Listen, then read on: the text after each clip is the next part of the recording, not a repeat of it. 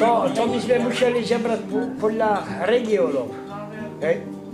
Dajme tomu, Bratislava, hlavné mesto nemôže byť ako to Kysuce, čo ja viem, Žilina, alebo aj východ je chudobný.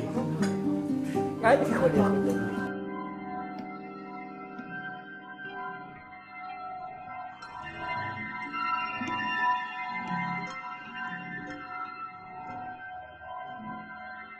Lebo roboty nemajú ľudia.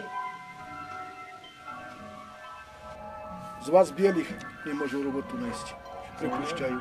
Keď sa cigán ukáže, čo?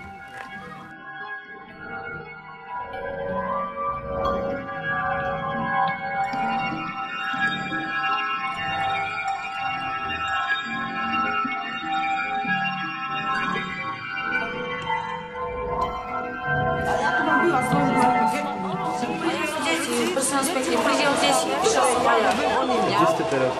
U rodičov na druhej strane. A viete, koľko sme tam? Jeden brat, druhý brat, sestra s deťmi, ja s mužom. Prišla od detí.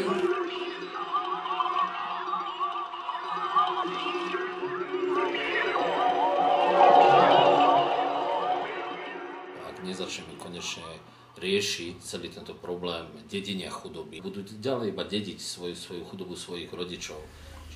Tamto auta, tamto deleta. Tam nechce, tamto dela, tamto dele. Proste, aby neboli hneď v špeciálnych školách, ale prečo pre vás deti, ktoré sú šikovné a schopné, prečo majú hneď tí deti ísť treba do tých špeciálnych škôl, keď môžu ísť do základných škôl.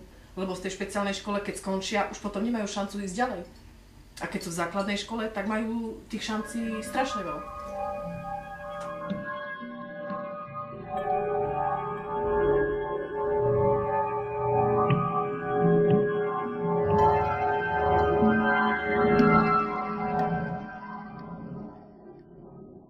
Nemyslím si, že by Európska únia alebo vôbec ľudstvo malo málo prostriedkov. Naopak, máme prostriedkov dosť, keď špekulujeme pece, ako by sme mohli spalovať pšenicu, lebo prebytok je mlieko, kde si vylievať.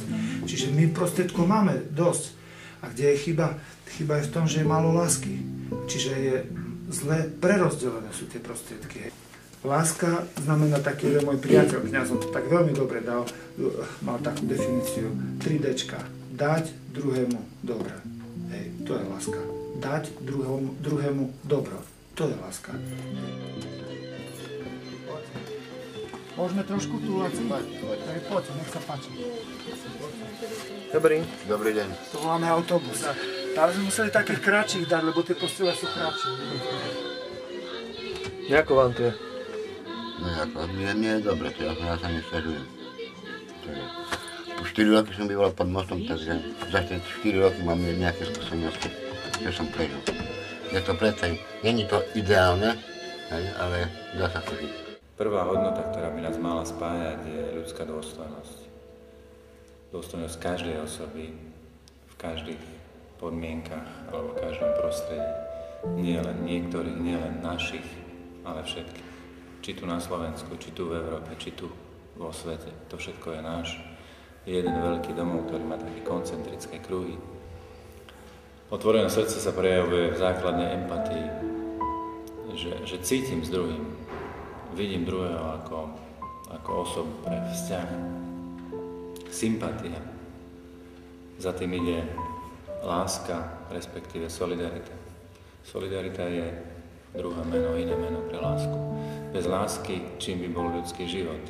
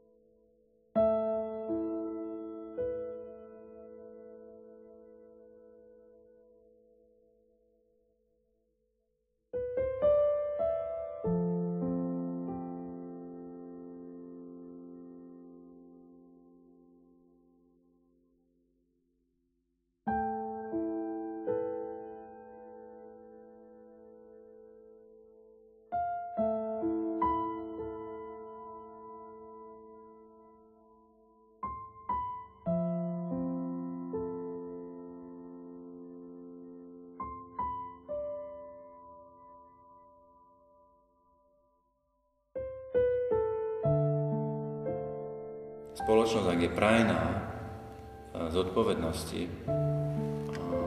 pomoci v svojej pomoci, tak porastie. Že nesedíme a nečakáme, že nám niečo spadne z neba, ale že proste sa snažíme niečo tam spraviť aj bez peňazí. Aj natoľko vymizne chudoba, nakoľko podrastieme v láske.